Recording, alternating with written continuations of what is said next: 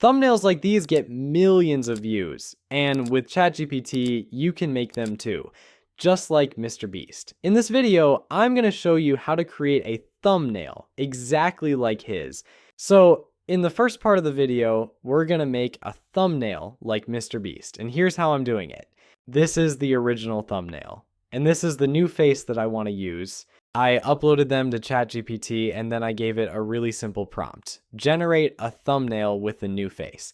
And here's what it gave me.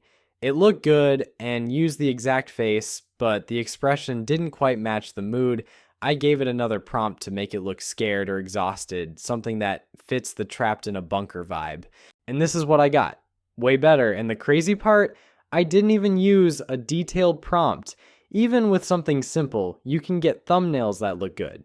Now let's take it one step further.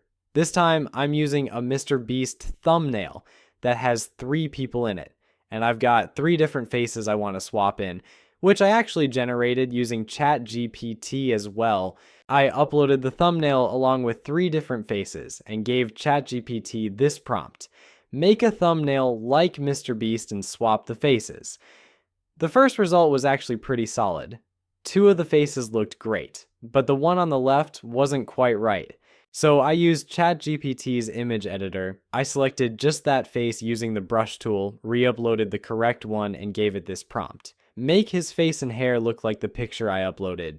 And just like that, it nailed it. All 3 faces matched and the thumbnail looks amazing. What's crazy is how well ChatGPT handled something this complex. 3 different characters, swapped faces, and still kept the original vibe.